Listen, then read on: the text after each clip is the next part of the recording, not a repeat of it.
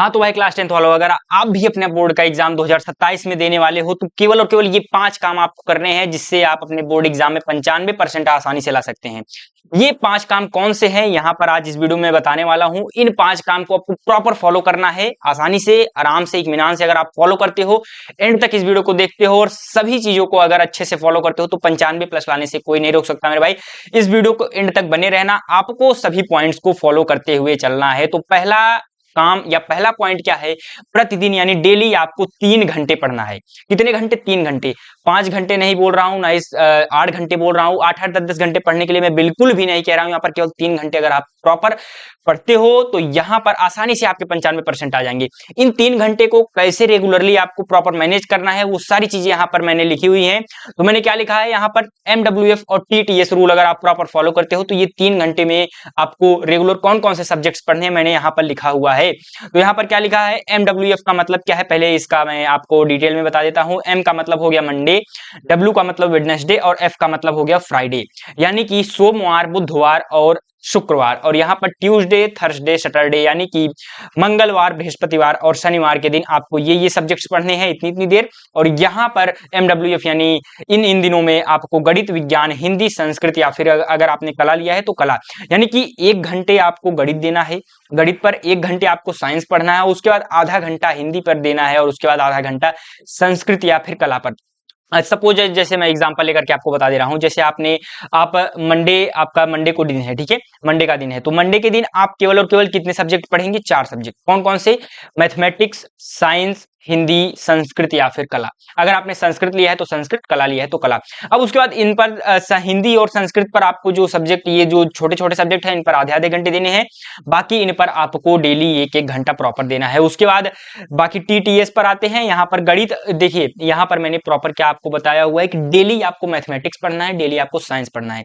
बाकी बचे हुए 4 सब्जेक्ट यानी हिंदी, संस्कृत या फिर कला, उसके बाद इंग्लिश और सामाजिक विज्ञान, इन 4 सब्जेक्ट को आपको आधा आधा घंटा TTS और MWF वाले दिन आपको देना है। इस तरीके से आपको 3 घंटे रेगुलरली पढ़ने हैं। मैं यहाँ पर 8 8 घंटे बिल्कुल नहीं बोल रहा हूँ। 8 8 घंटे पढ़ोगे, 1 हफ्ते पढ़ लोगे, 2 हफ्ते पढ़ लोगे, उसके बाद एकदम मतलब ऊब जाओगे। आपको मतलब पूरा कंसिस्टेंटली आप पूरा प्रॉपर 8 8 10 10 घंटे पूरा साल भर नहीं पढ़ सकते हो, लेकिन 3 घंटे आसानी से, आराम से आप दे करके पढ़ सकते हो, तैयारी कर सकते हो, ठीक है।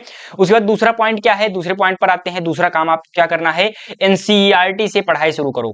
मैंने यहाँ पर क्या लिखा है, NCERT। क्या भैया यहाँ पर NCERT से ही सभी सवाल आते हैं? तो यहाँ पर मैं आपकी जानकारी के लिए बता दूं, 90 to 95% सवाल जो होते हैं वो NCERT से ही आते हैं।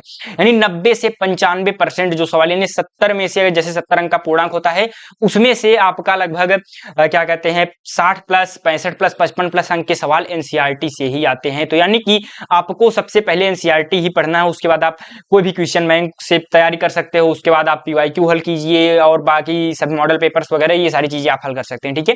लेकिन स्टार्टिंग में आपको NCERT से पढ़ना है। हाँ, ये एक चीज आप कर सकते हो, जैसे आपके स्कूल में कोई अन्य पुस्तक चल रही है तो उसी से आप पढ़ाई कर सकते हैं। जैसे आपके विद्यालय में कोई अध्यापक है, दूसरे पुस्तक को पढ़ा रहे हैं, तो उससे भी आप तैयारी कर सकते हैं, ऐसी कोई बात नहीं। लेकिन हाँ, एक चीज आपको वहां पर ध्यान देना है कि वो NCERT पैटर्न पर आधारित हो। ये नहीं कि कोई अनाप शनाप दूसरी नर्गल बुक को तैयार कर रहे हो, पता चला कि लास्ट के टाइम में आपका जो बोर्ड का एग्जाम है, आपने NCERT बेस्ड क्वेश्चंस सॉल्व ही नहीं किया हुआ है, उस वैरायटी ऑफ क्वेश्चंस को आपने सॉल्व ही नहीं किया है जो कि आपके बोर्ड एग्जाम में आने वाले हैं। हाँ, नॉलेज के बेसिस पे आप बहुत सारी किताबें तैयार कर सकते हैं, लेकिन पहली प्रायोरिटी आपकी होनी चाहिए NCERT, ठीक है। उसके बाद तीसरा आपको क्या काम करना है, रिवीजन स्ट्रेटजी। ये सबसे मोस्ट इंपॉर्टेंट काम है। अगर आप रिवीजन नहीं करोगे, ये जो सारी चीजें हैं आप पूरी तैयारी करते रहो, वेस्ट चली जाएंगी। लेकिन अगर आप रिवीजन करते हो तो वही तैयारी आपको जो है टॉपर बनाने के लिए एकदम काफी है, ठीक है। डेली आपको 1 घंटे रिवीजन डेली करना है, यानी कि 3 घंटे आप अच्छे से पढ़ेंगे, उसके बाद 1 घंटे आपको रिवीजन करना है, ठीक है। अगर आप 1 घंटे जो भी आपने पढ़ा है, ठीक है, जो भी आपने 1 घंटे मतलब जो है 3 घंटे में पढ़ा है, उस दिन जैसे मान लीजिए मंडे के दिन आपने जो भी सब्जेक्ट, चारों सब्जेक्ट पढ़े हैं, तैयार किए हैं, उसके बाद 1 घंटे में उसका समरी रूप में आप फटाफट से उसको रिवीजन कर लीजिए। उसके बाद वीकली रिवाइज करिएगा। आप जैसे मान लीजिए 1 हफ्ता बीत गया, उसके बाद संडे के दिन आपको 1 या आधे 1 घंटे अगर आप देते हो, 2 घंटे देते हो, तो आसानी से आप रिवीजन कर सकते हो। और फिर मासिक रिवीजन वैसे ये टेस्ट के रूप में आप दे सकते हो, लेकिन आगे मैं अगले पॉइंट में कवर कराऊंगा कि क्या चीजें आपको फॉलो करनी है। तो यहाँ पर चौथा पॉइंट क्या है, वीकली टेस्ट दो। जैसा कि मैंने कहा आपको वीकली टेस्ट देना है और फ्री में। फ्री में आप वीकली टेस्ट दे सकते हो। कहाँ पर, ऊपर आपको एक व्हाट्सएप नंबर दिखाई दे रहा होगा, उस पर आप मुझे मैसेज कीजिए, वहां पर मैं आपको बताऊंगा कि किस तरीके से मैं वहां पर फ्री में वीकली टेस्ट होगा और कैसा टेस्ट होगा, यहाँ पर मैंने डिटेल में लिखा हुआ है। एक एक चीजें मैं आपको बताता हूँ।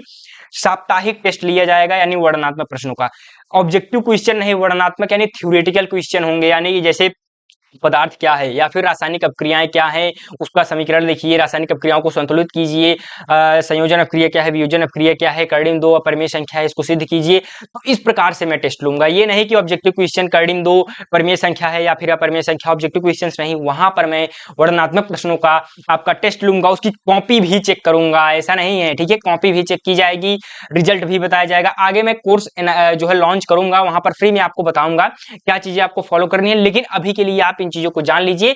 और वो लिमिटेड स्टूडेंट के लिए फ्री रिसोर्स है, इसलिए व्हाट्सएप नंबर आपको दिखाई दे रहा है, उस पर मैसेज कीजिए, मैं आपको फ्री मार्क बूस्टर सीरीज में ज्वाइन करा दूंगा। वहां से आपका मतलब जो है टेस्ट का रिजल्ट भी आपको मैं बताऊंगा, उसके बाद टॉपर्स के अंक के साथ साथ नाम और फोटो को भी कम्युनिटी पोस्ट पर अपलोड किया जाएगा, यानी जो भी टॉप 5 टॉप 10 के स्टूडेंट होंगे उनका जो फोटो होगा, अगर आप वो फोटो देते हैं तो ठीक है, नहीं तो नाम वगैरह जो जितने अंक वो प्राप्त किए रहेंगे उसका मैं कम्युनिटी पोस्ट भी करूंगा, ठीक है।